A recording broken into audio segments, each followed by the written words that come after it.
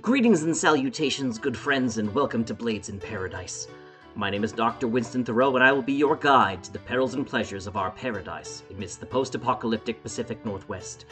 Now, we'll get to the chicanery and shenanigans momentarily, but before we do, allow me to deliver some news.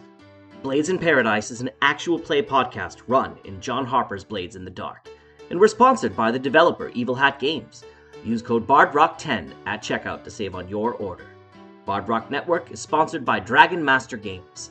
Visit dragonmastergames.com for all your CCG, TCG, TTRPG, and miniature game needs. If you enjoyed the stories we tell, you can tip us on Ko-fi or visit us at patreon.com/bardrockcafe. By sponsoring the network, you not only help us provide an ever-expanding library of shows, but gain access to bonus content, the network Discord, quarterly backer games with the network community, and an annual swag bag. Now, without further ado, let's join Lizzie, Sterling, and Max, as well as myself, the crew of ESPN. Enjoy! Blades in Paradise is a dystopian story intended for adults. These narratives intentionally explore challenging and often difficult to listen to topics. This campaign includes content warnings for gun violence, substance abuse, animal cruelty, child endangerment, and graphic description of physical injuries including the eyes. Listener discretion is advised. Welcome back to Blades in Paradise, where our protagonists agreed to smuggle cocaine and anabolic steroids in juice boxes for children before stealing the soul of their business rival's grandfather. I'm Paul, and I'll be your GM for this evening. As always, I'm joined by my wonderful players. Players, please introduce yourselves and give us some cool stuff about your characters. Making deals, selling tonics, got your grandpa in my pocket. That's me, it's Dr. Winston Thoreau. I'm the ghost man of the group, and I have a fun fact about Dr. Winston Thoreau, is that he does not know what a grandfather is supposed to do. If a grandfather is supposed to like you, if he's supposed to not like you, if he's supposed to take care of you, if he's supposed to be friendly, if you're supposed to be combative and try to hunt and kill each other, because he grew up in an orphanage where he was all by himself with no parents. So he thinks that grandparents are just a figment of someone else's imagination. So, hello there. My name's Justin. I play Maximilian Graves. There's a play on my name. If anybody gets it, that's my interesting fact, because that was not his birth name. Also, I'm an octogenarian, maybe even more so. We're not really sure. He seems to recall things that are from the distant past while stepping toes in the future with his ideas. So, we'll see how well this works. Especially since he only has like 3 toes. Now, while we're on the topic of grandpas, is Max himself a grandpa, or is he not sure about that? Wouldn't he be like a great grandpa? He forgot he was married, and so he's not sure how many wives he's even had. How would he know he's a great grandpa if he doesn't know if he's a grandpa at all? He could be a bad grandpa, or a mediocre grandpa, or a really great grandpa. He likes to think of himself as Bad Santa. I was going to say, if maybe he's the kind of grandfather that gives lots of presents, it should make him a Grandfather Claus. Alright, I'm Queenie, and I play Lizzie, the Hound. I'm still learning the system, but loving it. And today's fun fact is her best friend growing up was a boy by the name of Kelsey Travis. Audience, I want you to know, Kelsey Travis has been brought up every single session before we start recording since I introduced Swift Taylor. Hi, I'm Riley. I play Sterling, the brash and scrappy scoundrel. However hard anyone might try, the mighty ones will never die. A graceless life will last much longer. Feels like death, but makes you stronger. An excerpt from the Journal of Sterling Ackred, age 21. Sterling's secretly a poet. That's an interesting fact. So last time, you all made a bet with famous Nathan you can deliver these incredibly dangerous drugs back to Paradise faster than your rival couriers, Subway. But you realize Subway probably has a faster way than the train to get there, and you're going to need to get creative to win this race. Before we dive fully in, so we're going to do some engagement. This is kind of like we're going to do a little pre-planning. How do you think you're going to go about delivering these things faster than Subway? Your choices are assault, to do some violence, deception, to trick some stuff, do stealth, do something occult, do something social, and there's always the boring option of transport, which is just basically everything you do. I have a grandpa in my pocket, and quite frankly, my hackles are raised. Feel like I'm high right now, so I'm not quite sure where we should begin. If someone else would like to make a suggestion, I would really appreciate it at this point in time. What about occult and deception together? Oh, deception, Sterling, my good friend. What were you thinking along the lines of in choosing to deceive? I have not known you to be duplicitous and deceptive in our little bit of time together. That would be Max's job. That's usually because he's forgotten the truth, not because he's trying to lie. This is true. I can be deceptive with my muscles. Somebody's got a delivery to make, and they're gonna need the best of the best, so how about I go help them out? Maybe Max could come along, cause some chaos? Me? I'm a pacifist by trade. Okay. Chaos does not necessarily mean killing. You can be kindly chaotic. You can be chaotic good, for one might say. That could be your alignment. If he doesn't want to go, he doesn't have to go.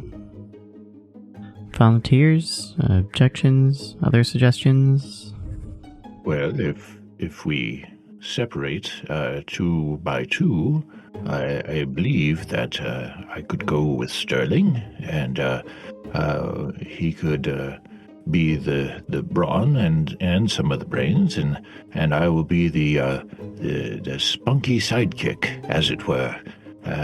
I enjoy being the what did they call them back in the day? Where someone would dress up in a fur outfit and run into a big crowd of people and do some unspeakable things, all for the enjoyment of the masses, as the hot, sweaty, roiling masses groping their way and screams. I don't think it'll come to that. I believe those were Republicans. Oh, I thought they were mascots. I believe you're talking about distracting? No, yes. Sorry, I got distracted. But yes, those were the days. Anyway. Now, the other option we have is, do we even know how they're planning on getting these materials back to Paradise? Because even if we send you with them, it may still take us a while to get there, if all we have to rely on is the train.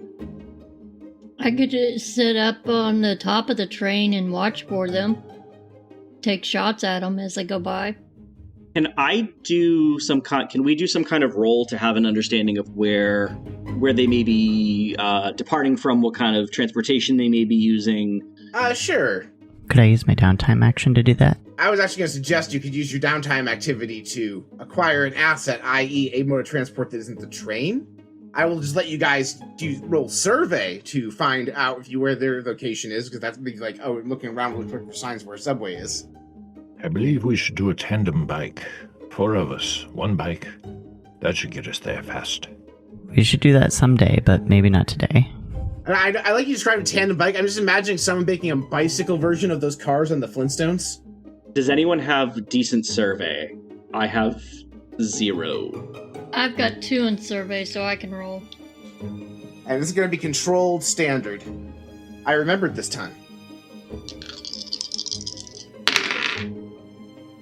Double 6s. Ooh. So with a crit, you're looking around, you're like, subway. And you see like a big poster that says, hey, you want something delivered fresh? Just contact Subway with a street address for their headquarters. I was going to say, we don't look up and we're already standing right in front of the building and we've been talking outside it, not even knowing what. You actually do realize with a crit that sign is literally telling you that, and you realize that the street address is behind you. Question, Paul? Yes? You said there were no wireless phones. Yes. Is there like a cell phone that has to be plugged into something or something? Like a walkie-talkie. You're like a 1980s cell phone you'd have in a limousine, is I think what we're going for here. I would say yes, you know that those things exist. Like, that is exactly like how it would work. What about a walkie-talkie?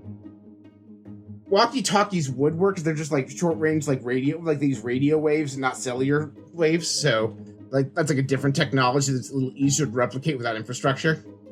So yes, you can have walkie-talkies for the purpose of having short-range comms.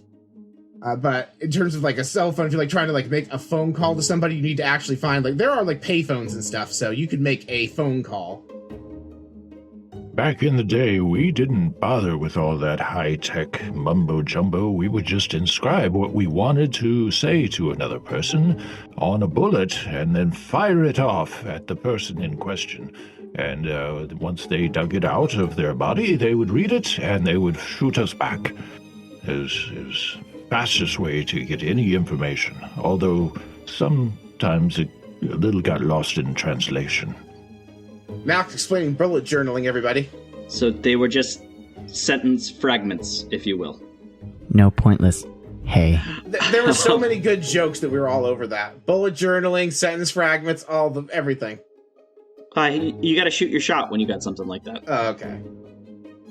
So do we want to think about a direct assault, maybe trying to dismantle or incapacitate their vehicles, or do we feel like subterfuge and deceit is more our modus operandi? Well, I was thinking that Sterling and I, we could do the subterfuge. We could sneak in and get aboard one of their modes of transportation and possibly disable it somehow if it has the cargo in question. You could swap the labels if they've got stuff on the train. I will say this, the race won't start until both groups have picked up their cargo. Theoretically, Subway has people going to Orange Julius's warehouse to get their crates, and you guys still need to go get your crates. Oh dear, we should go do that. Since we're right outside the subway, can I somehow put on like a fake mustache or some form of disguise and just walk in and just ask the desk attendant a couple of questions? You certainly can. Prowl, because you're trying to be sneaky about it. Probably the closest to disguising them. I'm horrible at both of those, but I will give it a shot. Alright, so I'm gonna reach into my vest pocket and pull out a really tiny fake mustache. It almost doesn't even look like I'm putting anything on my face at all. Imagine like a 13-year-old boy who gets his first hairs on his upper lip. It's like, that's how bad this fake mustache is. And I walk into the subway office and go to talk to the girl behind the desk, or the boy, or whoever's behind the desk. Before we get that far, you're locking in deception, but you are still at the engagement stage of gameplay.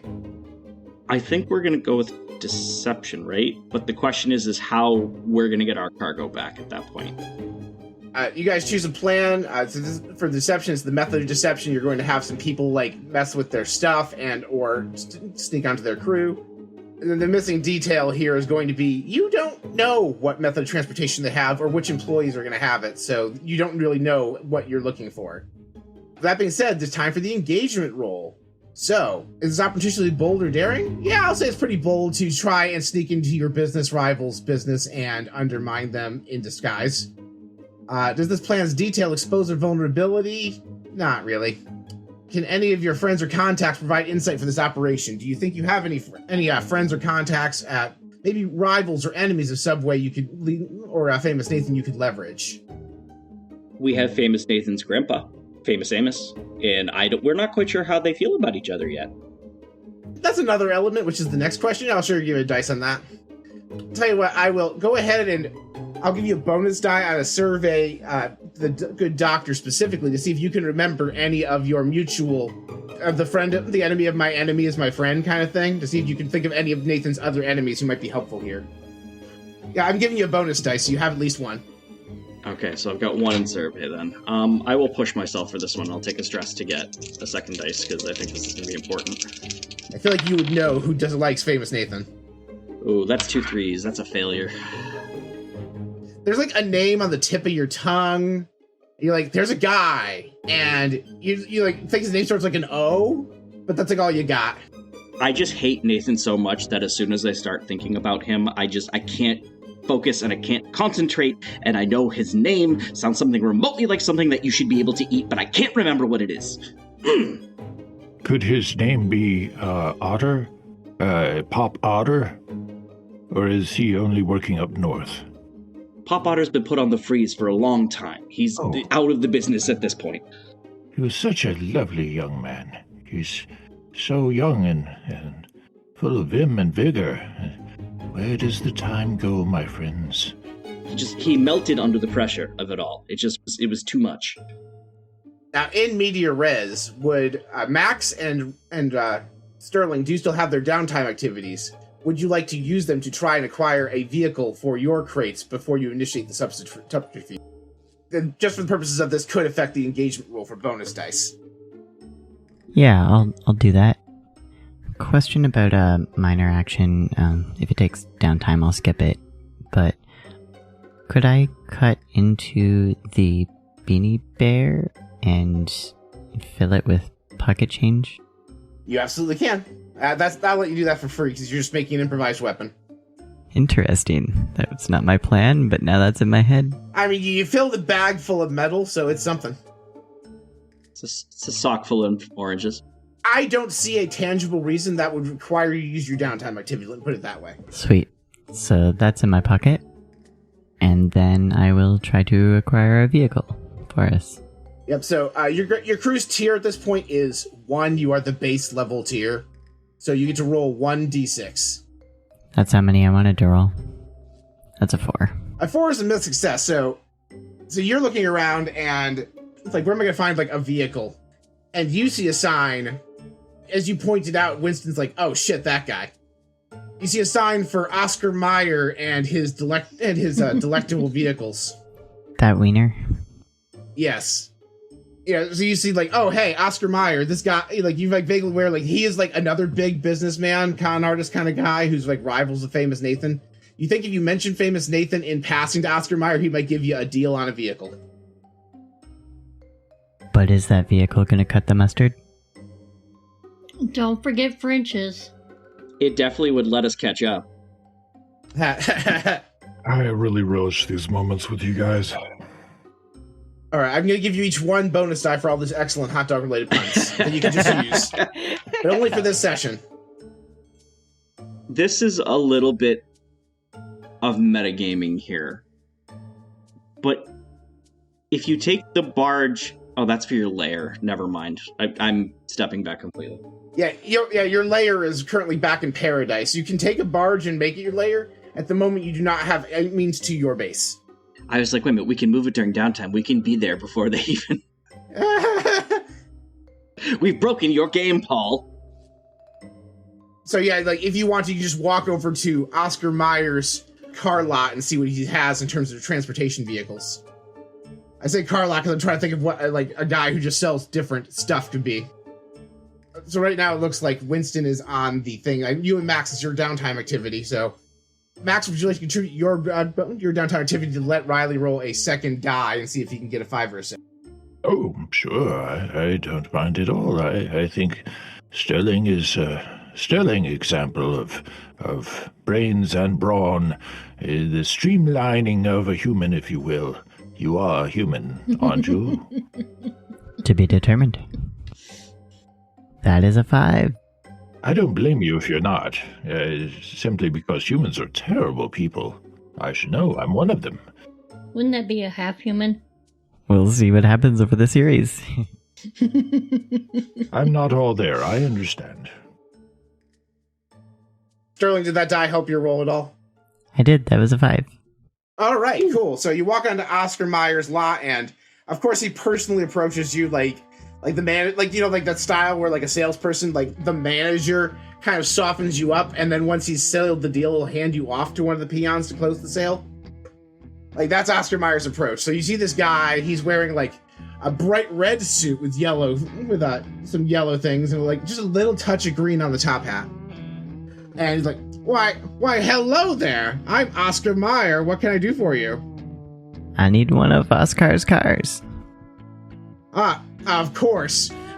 I have many choices for you. What kind of vehicle are you looking for? Business, pleasure, both?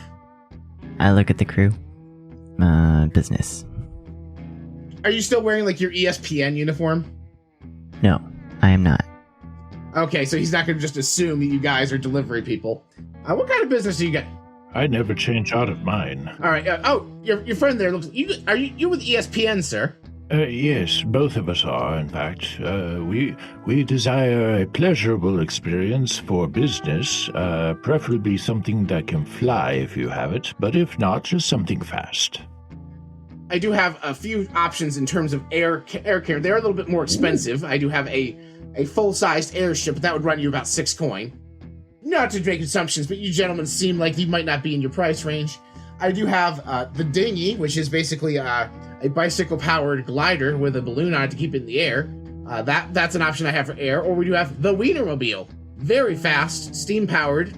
It charges. It's good for about 6 hours before you need to recharge it. Can the Wienermobile reliably transport some crate? Yes, it has tons of cargo. Back in the olden days, we used to transport food stuff, so I could definitely transport food crates, no problem. I could do that one for you guys for I could do maybe 2 coin. Oh, I think I could probably swing that. How much for the balloon bike? Oh, that would be like 3 coin. Really? 3 coins for something so small in comparison? It's very small and it's slow and it takes 2 people to power it. I would assume that it would be less than 1. Because it's a death trap. Oh yes, it's mostly for the insurance is what you're paying for because there's like a waiver and things. They're like single use. Yeah, above board, this thing is basically like a flying metal death trap.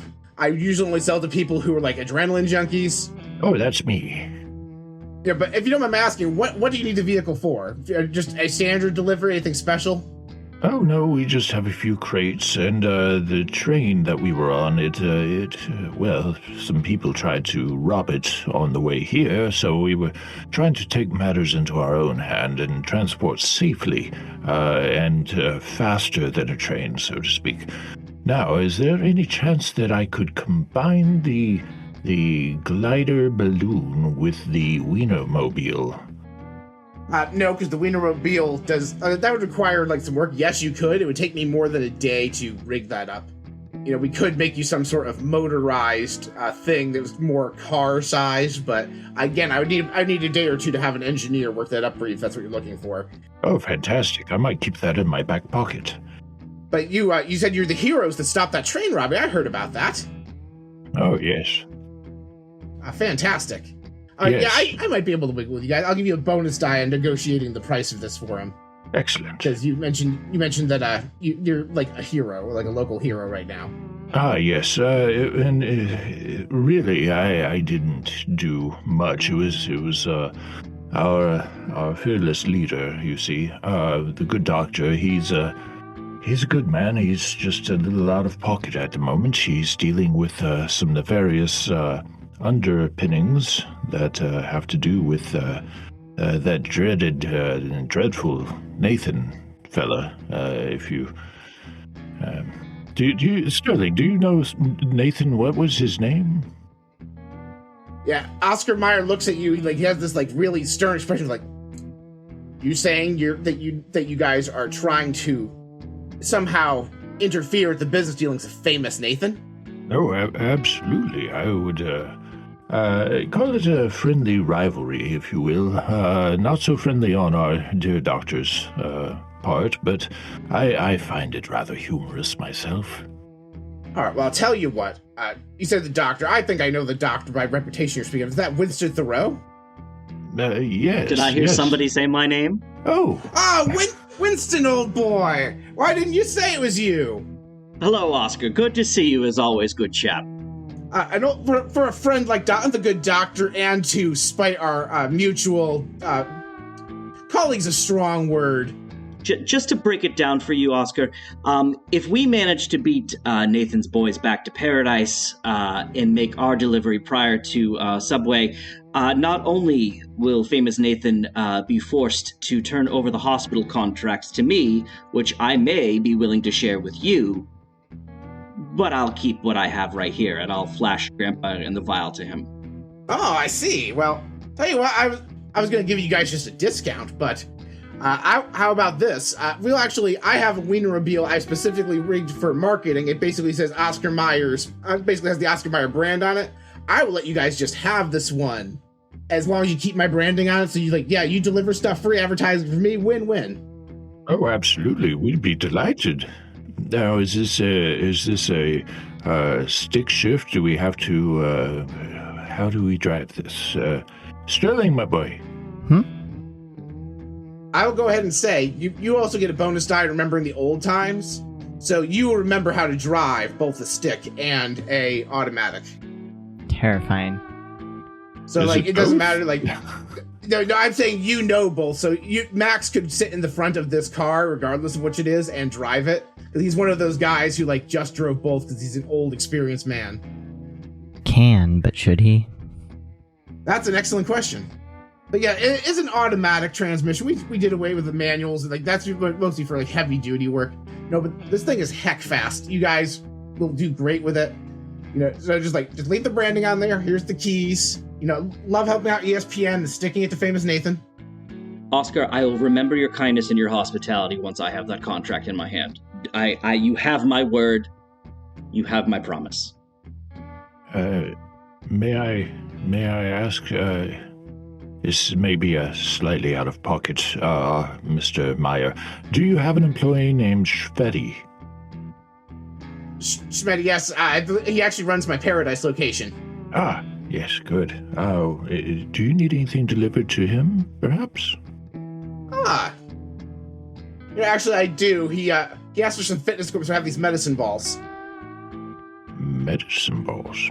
Yeah, they're already on the truck. You don't need to worry about it. Just swing by Oscar Mayer's fine dealership when you have a chance when you get to Paradise and drop them off. No big deal. Just fantastic. I will look for Shveddy's balls, and we will ram those home as fast as we can. So I'm going to say, with that asset, you have a bonus die on your engagement roll now. So that's 3 die total. One of you would like to roll the engagement to see how it goes. You can also, I gave each one of you a bonus die. You can't put them all in the pool, but whoever rolls it can use the bonus die I gave you for your excellent hot dog puns, if you feel it's necessary. What are we rolling for exactly? Sterling would... Yeah, how well your plan is prepared. You've planned to sabotage them. You've acquired a fast, non-trained vehicle. The one roll will represent Winston and Lizzie in the car. And then Max and I going to be assigned to hopefully wherever they're shipping. Right. So basically, we're gonna roll all these Ds. You at least 3, 4 if you want to use the extra bonus dice I gave you for puns. And you're looking to see just how good your plan is in relation to things. There's basically 2 elements: being faster than them and slowing them down. It's what our position is when we started. Either desperate, risky, or controlled. So we want to try to hit as many 6s as we can. So who would like to roll this engagement roll? I believe Jim did it last time. I can do it. I'm going to use my bonus die for a 4th die. Going all in. I got a 5 and a 6. All right, 5 and 6.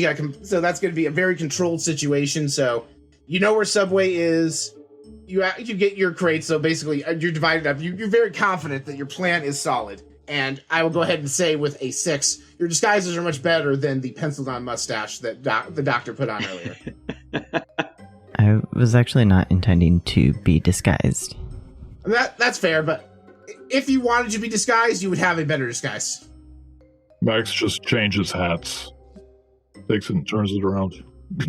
It's prior experience. It's fine. The doctor and Lizzie, hot dog mobile, Sterling and Max, Subway, applying as interns. Yes. I believe so. All right, so I will say it took about an hour to get all that sorted out on the clock that I prepared for Subway's departure for you guys. They've got an hour head start. Run!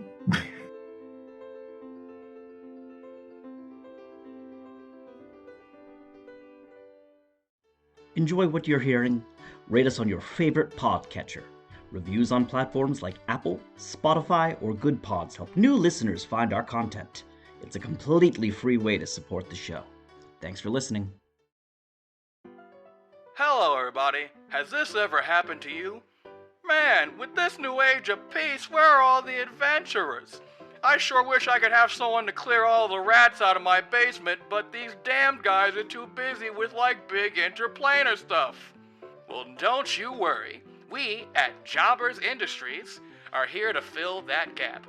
I can't pay those big, fancy adventure prices. Well, not to worry. We at Jobbers Industries have you covered. With some slightly less than top-of-the-line adventurers.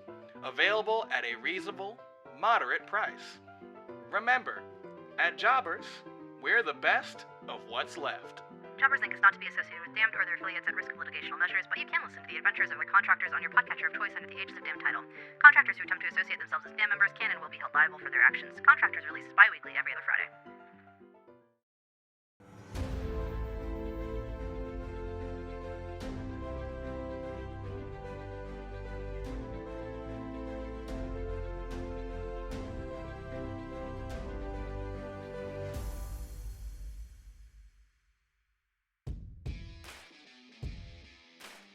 You see some big burly people carrying the crates in from a wagon into probably getting ready to prepare the cargo.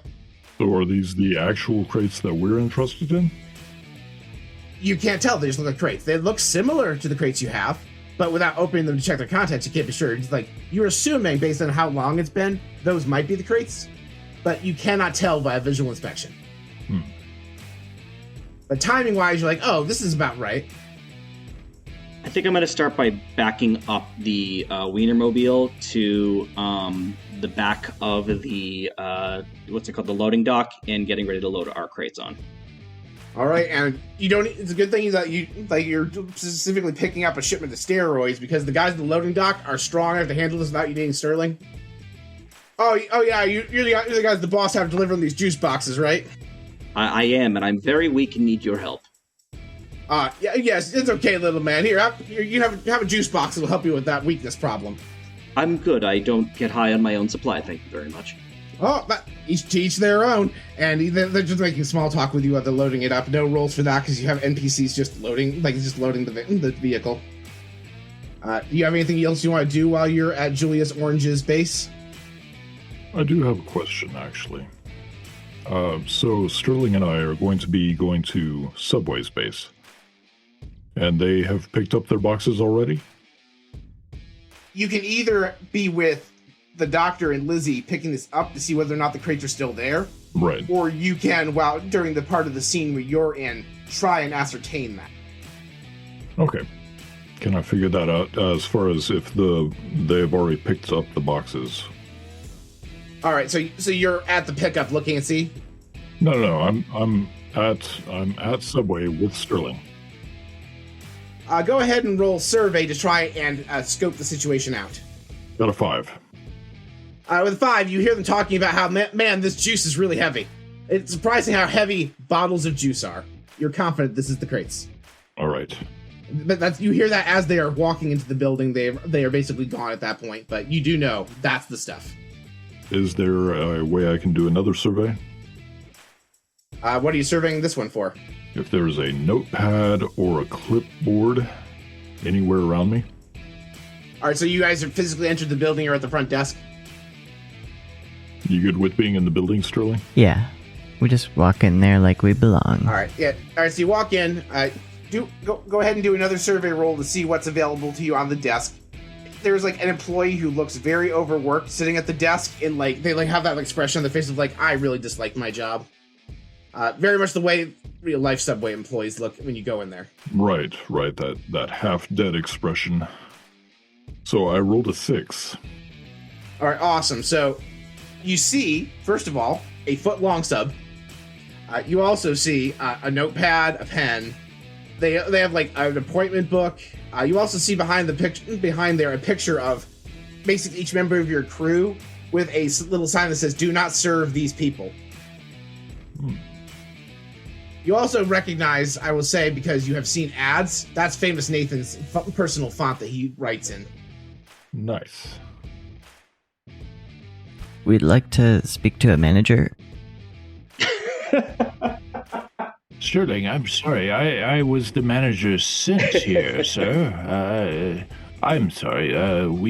We've had a very rough day. I would like to commend you, nameless, faceless subway employee, on your commendable job. Very commendable indeed. How are we doing today on the shipments? The guy looks, he's like, I'm a little checked out. Like, are you new? No, I'm sorry. I've been with the company for over 40 years. I've come to inspect some things. You'll find my associate here is,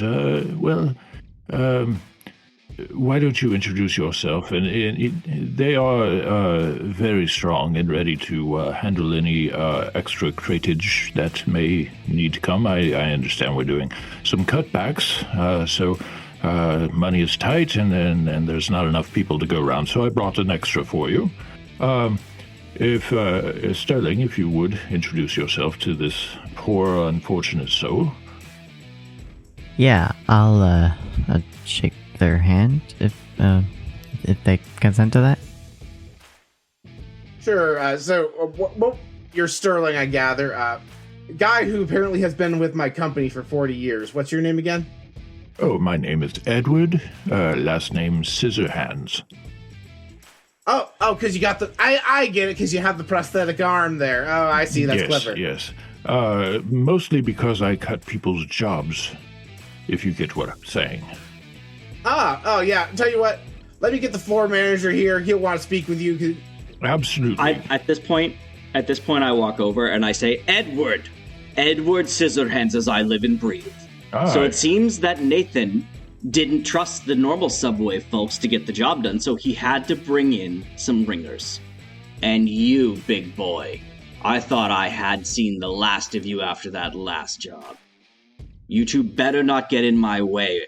This delivery is very important to my client. Oh, I'm sure it is. Nameless, faceless person whom I'm not even going to bother with. You do know me, and I'm sorry, you all look the same to me, because being a big corporate entity as myself, I have no idea who anyone else is unless their pay grade is above mine. Sir, ma'am... I use he, him pronouns, sir, yes. Yes. Would you please be so kind as to go get your current manager and escort this riffraff out? I will keep him at bay. That's okay, I'll see myself out, and I'll see you in paradise. You've got some nerve. Get out of here. He looks at Winston, he looks at the signs on the things like, oh, you get out of here. I want Max or Sterling to roll sway to try and convince him that you're not the guys who look exactly like you on the same sign. I'm wearing a different hat. That was me helping, so I'm taking a stress to help. I'm already taking too much stress. Yeah, whichever one of you wants to roll the sway, whoever's better at it, but have your bonus die from Jim. I have a 2 and a 5. All right, the 5 is like, you look a lot like that guy from ESPN, but no, he had a different hat. Yeah. Yes. Let me just buzz my boss, and he pushes a buzzer, because buzzer technology is pretty straightforward, and that could be a thing of Deathcast.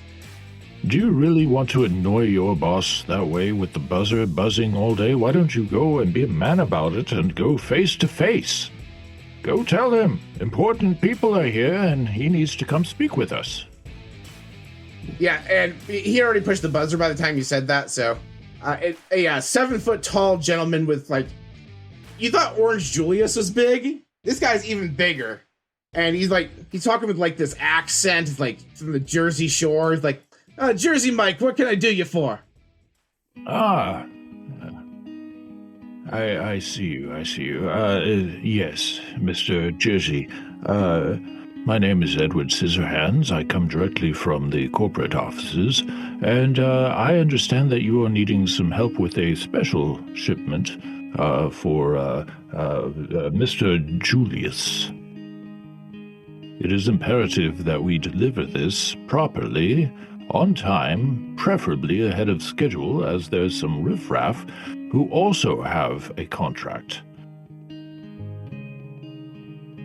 All right, I would like you to roll 1 die for raw luck. Got a 4. All right, so see, I'm confused here, fella. I'm the CEO of Subway. This is the corporate office. Really? And you don't know your boss? I was told in Paradise that we were the corporate office. Oh, that confusion, that happens all the time. The people in Paradise like, oh, we work in the Capitol, obviously we're the main office. No. Like, they wouldn't let us be the main office. Like, we didn't want to be in ESPN's main office's area, so our main office is based out of Perdition. Yeah, they're our rivals, but we have to respect their home territory a little bit. So yeah, like the manager in Paradise, he likes to think he's head of the main office, but he's like my vice president. He's like my wife's like nephew. I had to give him a job. He is abhorrent. He's terrible. He has us all understanding that we are the hub of everything that comes in and goes out. So, we came here, as I said... That Jimmy John, what a jerk. As I said, we have come here to lend assistance. I understand we have a major shipment that is coming in from Mr. Julius, and we would like to continue the prosperity of this possible merger, if you know what I mean. Sure.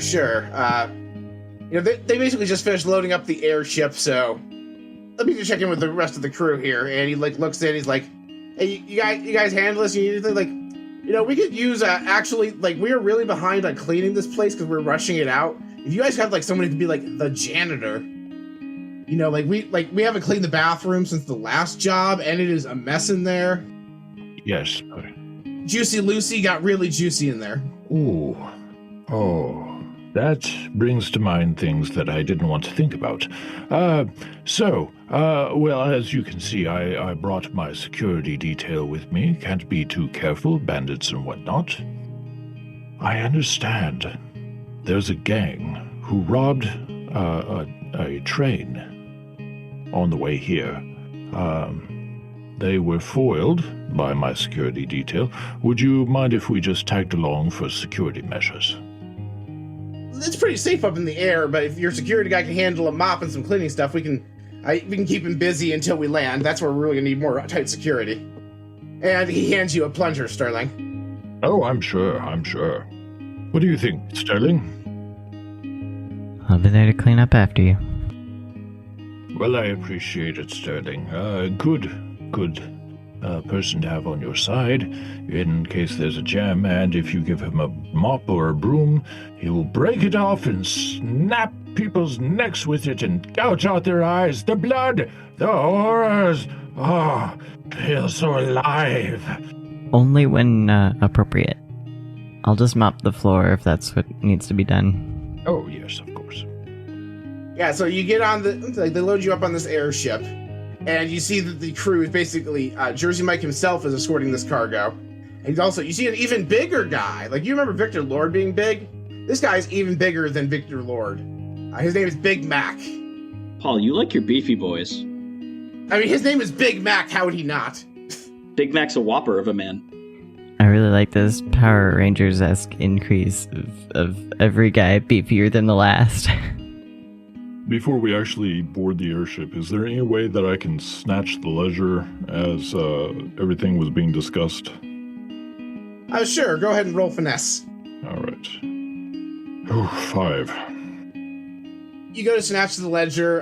The disillusioned employee sees you going for it, and it's just like, eh. I just kind of wink at him a little bit. Yeah, leave a Werther's original there for his trouble. Yes. Soft and chewy on the outside, hard and sour on the inside. Just place a rat right next to it. What do you mean next to it? It's in the rat. Werther's, it's in its mouth, but you're just presenting it like a little art piece. Oh, you're presenting it like a pig with an apple in its mouth. Exactly. Right. Our calling card. I'm running out of rats, Sterling. We'll get you more. All right, so you have the ledger. What would you like to do with it? Oh, I'm just going to put it inside my pocket for right now. All right, cool. Yep, it's a good thing to have a ledger of the goings-on of our rivals.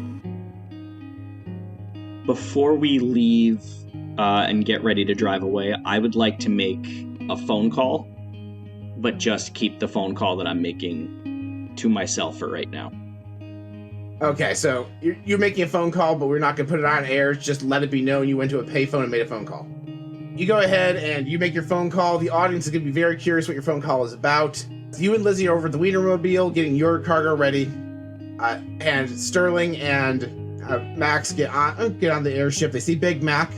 They see a lady with a flamethrower on her back. You know, like, hi, nice to meet you boys. Patty Melt. And then you see her friend, a very sweaty woman, that you gather this is Juicy Lucy. Patty is a blonde, Lucy's a brunette. Then you just catch this foul smell. And you guys live and work in the slums of Paradise. So you know foul smells like, oh, this is rancid smell. Like 1,000 of Max's dead rats are like bad smell. Like, oh, hey guys, nice to meet you. I'm Sloppy Joe. Hail and well met, good sir. Sir, I believe that you are probably underutilized. If you'd like a position in our home office, which I believe is actually the main office in Paradise, look me up. Edward Scissorhands. Oh, sure, yeah, sure. And he walks over to the ship's, airship's little thing, and he, like, opens up the employee logs, like, Eddie Scissorhands. Don't see you on here, bud. No. It's Edward. Oh, Edward. Yep. Yep. No Eddies. No Eddie, Edward, anything in the E section. Nothing resembling an Edward. You are not in our employee manifest. Thought you said this was a professional establishment. Now you're fucking up all the paperwork. I'll give you a bonus die to roll sway on that one. Because I was like, oh, you're going to ask them to look you up. Okay, sure, they'll do that. They are the corporate office. That was a 3. Yeah, like, nope, something smells fishy here, and it's not me. How many people are around us? 5. Jersey Mike, Big Mac, Patty Melt, Juicy Lucy, and Sloppy Joe. I can take him. Sir, just between all of the people involved in this introduction, I am not what you consider on the payroll officially. I am, however, the right-hand man of a certain CEO's wife's husband. You mean me? Jersey Mike says. Did you know I'm your right-hand man? This is why we send people to work in Paradise with Jimmy John, because honestly, it's where I send all the screw-ups that are like narcissism hires. Nepotism. Nepotism, that's the word. Nepotism is alive and well in the what century are we in?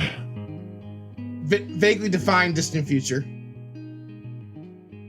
I think I specifically gave you in episode 1, but I'm sorry to do this again. Can I grab Max? Alright, so you grab Max. What are you grabbing Max for? I don't know who this imposter is, but I'm legitimately here to work for you. So why don't I just get rid of him, and then you can put me to work? You know, I like the cut of this guy's jib. I like you know, how much you work for, good sir? 1 coin a year. 1 coin a year? A coin's a lot of money in this game. I say an appropriate amount. Yes, it's an appropriate amount. That was mostly a joke. I was hoping someone would say free. And I'm like, yeah, I love free work, yeah. Oh, well. Yeah, no, you give an appropriate amount. It's like, yeah, I tell you what, I'm going to give you a raise. Yeah, get rid of this bum. See, the whole thing, Paul, is that you have to buy one to get one free. And they're already getting rid of one of them, so they can't get the other one for free because they're not buying the first one. That's fair. So, Max, do you go with, like, getting drunk tossed out the front door of Subway? Oh, unhand me, you ruffian. I thought we had something. You and I, those long Knights walking under the moonlight. Ah! I thought they meant something too, but now I don't know who you are. And then I take him out of their line of sight, and I want to try to hide him in the cargo, if possible. If he's okay with that. Yeah. Please object at any point if you want, Max. All right. I panicked. I will let one of you roll prowl to hide Max in the cargo and make it look like you're throwing him off the blimp. Do you have any Prowley points? I have 2. Okay, maybe you should lead the charge on this performance. I got a 4 and a 4. 4 and a 4. I'm gonna go ahead and say yes. You basically drunk toss him and you do that thing, you line the angle up right, like the way people do when they throw a tennis ball and their dog thinks they threw it, and then you just kind of flourish your body so that they don't see because you're physically blocking the way that you threw Max into the cargo hold. Max, this was very much focused on you being thrown in such a way not to be seen, not on you being thrown to land kindly. You're gonna go mark a level 2 harm for. I'm imagining Sterling has just a hold of both of Max's butt cheeks with one hand, raises me above head level, and eats as hard as he can. Just a shot put. Al Bundy style.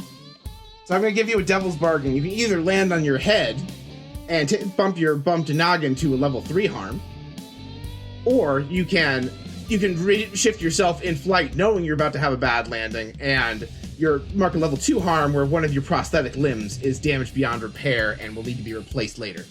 He only has one? Yeah, I'll go with the prosthetic being broken. I can make a new one. Arm or leg? Let's go with my arm. Just in case I need to fly later, it'll be interesting. All right, you have one hand. Yeah, but you are in the cargo hold. They are unaware you are in the cargo hold. Perfectly executed plan, just as we discussed. It was a beautiful throw. I'm so grateful that you threw me, Sterling. Except my hand joints are all messed up now. It's just the middle finger's sticking up while all the others are down. I don't understand. I can't control it now. But Sterling, they do okay, well, now you're our new assistant manager of the blimp, so get on your assistant manager duties and they hand you the plunger. Oh, yeah, of course. Yeah, you have to understand, you're the new guy, hazing, this is just how this works. Yeah, I've assisted managed before. This is how it works. Yeah, this is exactly what the assistant manager at Subway gets to do, so. I plunge toilets as a manager. That's life. Okay, I guess I go to work. Yeah, so we'll go ahead and say while you're waiting for an opportunity to move around unseen or to distract them so Max can do so. That's the segment on that clock. Let's see how Winston and Lizzie are doing. Your cargo has been loaded up. Do you do anything else before you embark? Salvation is what this town was called, I think? Mm-hmm. Yes. Okay. Do you do anything else before you embark? Salvation, you are racing a airship.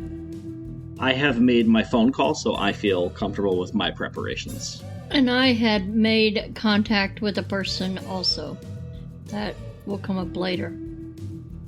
All right, and I'm going to go ahead and plant the seed here for the audience. Blades in the Dark has a mechanic called a flashback, where you can later say, oh, hey, remember that thing I did? Describe what you did, and based on the effect you're trying to achieve, I will assign a level of stress for the flashback to have caused it. That is how we will implement those phone calls if they are relevant to this heist. I assumed we're sitting in the front seat. I'm sitting in the front seat of the Weiner mobile. I've got my arm out the window. I've got my cool guy shades on, and I just say, Lizzie, let's get these buns on the run, and I just floor it.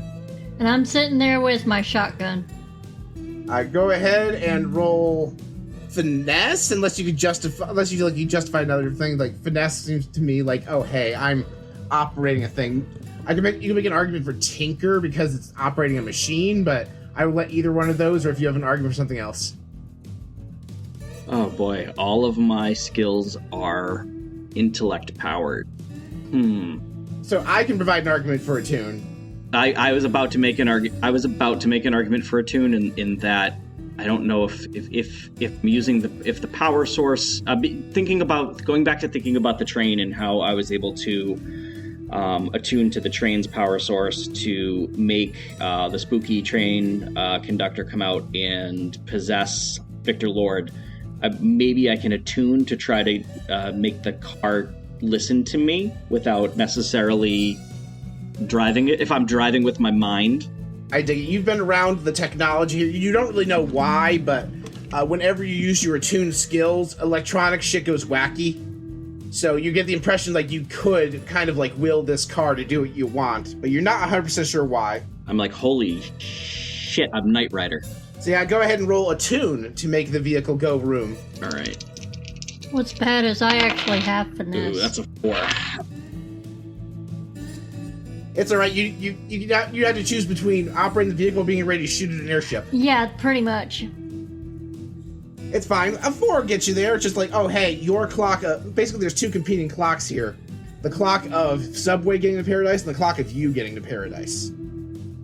I do that thing where I, like, hit the gas, but it's going a little bit too fast, so I immediately stop and, like, have to go forward and actually, like, understand how the gas pedal works before I can actually start moving.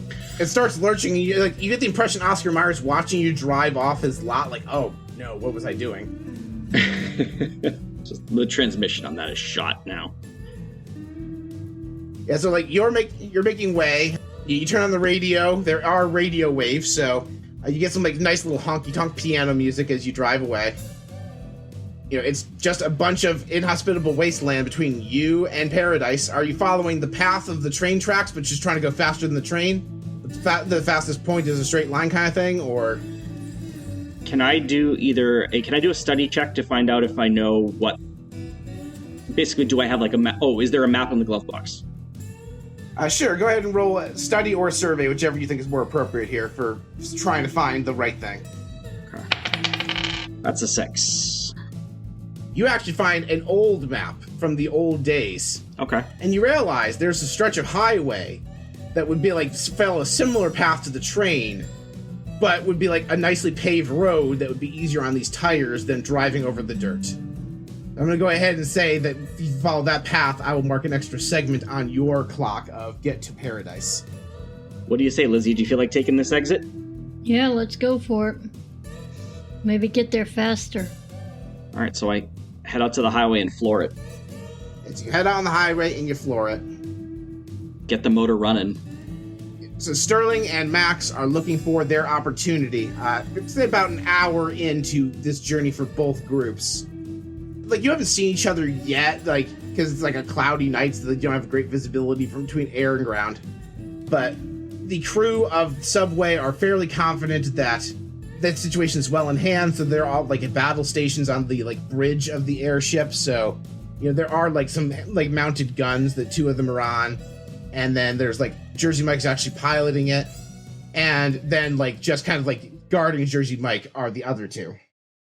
But Sterling, you can see like, oh hey, they're not paying attention to me anymore. Perfect. I'm looking for parachutes. All right, you go back. You go ahead and roll survey to look for a parachute. 0 dice. That's basically disadvantage, right? I did give you a bonus die, only good for this episode earlier, if you'd like to use it. Which would pretty well make it even. I already rolled and I don't know how to apply that. So a bonus die would mean you'd roll without disadvantage. If you already rolled 2 dice, pick the better one. I'm fine with that. The better one was a 6. Cool! Yeah, you go by the entrance, because generally speaking, an aircraft will have parachutes either in the seating area, by the emergency exits, or both. So you basically go by the entrance, you're like, oh yeah, hey, a wall of parachutes. Sweet. I grab 2 and bring them to the cargo bay. Alright, you bring them to the cargo bay. I will lay out the land and say that one of the gunners is positioned so the only entrance in and out of the cargo bay, they can see you, but they're not worried about you going into the cargo bay. Like, hey, you're checking the cargo. I think it's weird you grabbed a parachute, but maybe you're airsick. Yeah, I go to the crate that Max is in. I set them on it, pretend to inspect them while I'm kind of looking around. Yeah, they cannot see you in the cargo hold. They just can, if you leave the cargo hold, they can see you, and That's not the only way in and out is through that one entrance. So they can't see you while you're in the cargo hold, though. Okay. Max, you good? Right. Oh, yes. Hi. Hello. What's the loading door situation? Is it like a drawbridge thing, or what's going on there?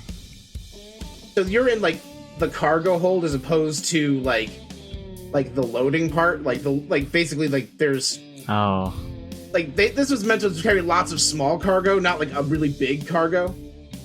So like they just loaded through that door that you just went in. Okay. Yeah, so like there was like a big loading entrance, but like it's on the outside of this cargo. You would have to go back out to get there. Okay. All right. Max, change of plan.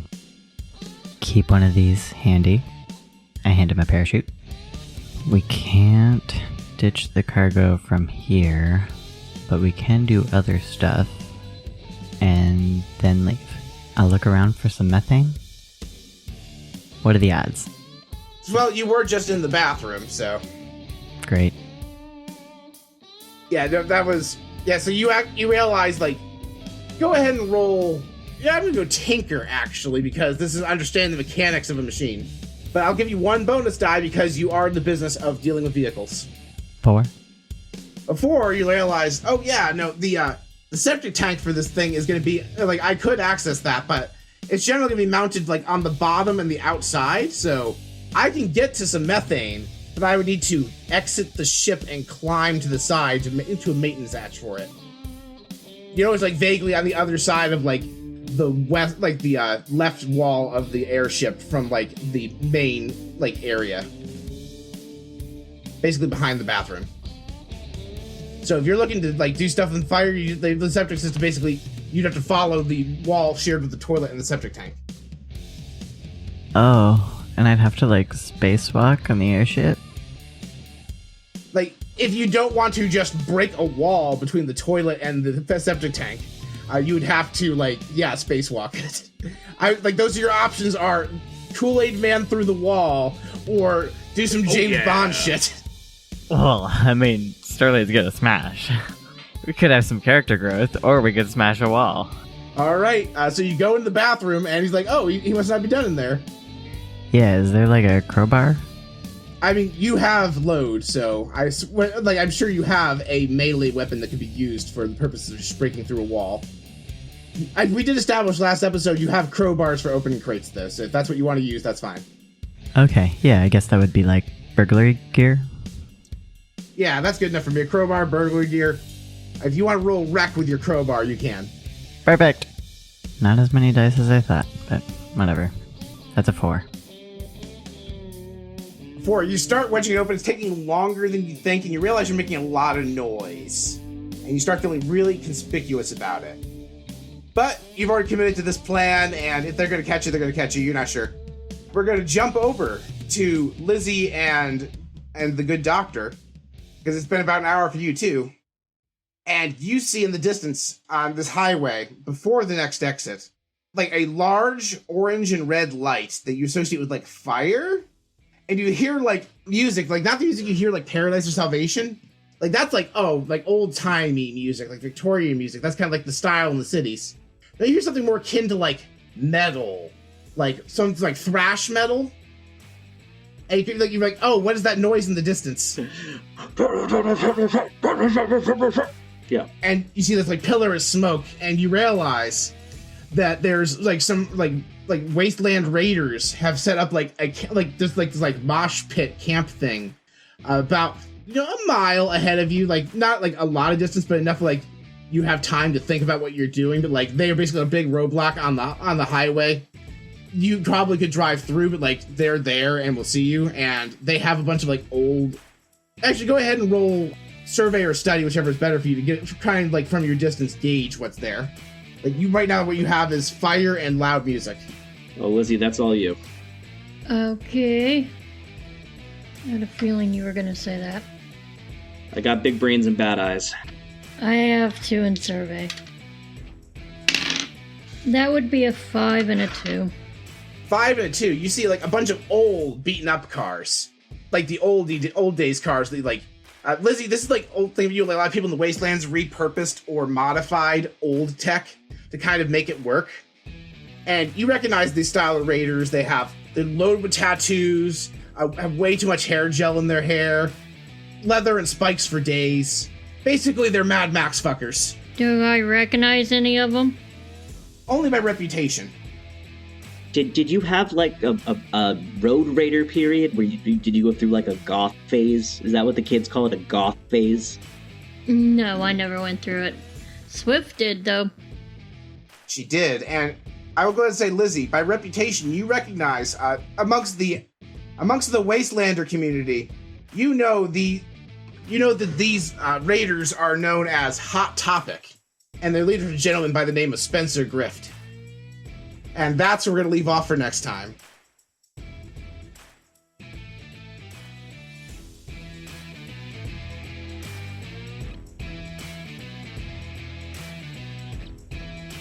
Blades in Paradise is Paul Kinter as Master of Ceremonies, Justin Langston as Maximilian Graves, Faith Queenie Long as Lizzie Calhoun, and Mel Riley as Sterling Ackred, and myself, Jim Remus, as Dr. Winston Thoreau. Dami Weiner is our editor. You can directly support this show at patreon.com/bardrocknetwork, starting at just $3 a month. You can join us on Discord, you can come play games with us, we'll even send you network swag at the end of the year. You can visit our sponsor, Evil Hat Games, and use code BARDROCK10 to buy cool games like Blades in the Dark, and let them know we sent you.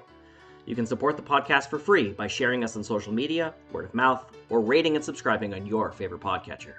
Lastly, you support us just by listening. Thank you for listening, dear friends.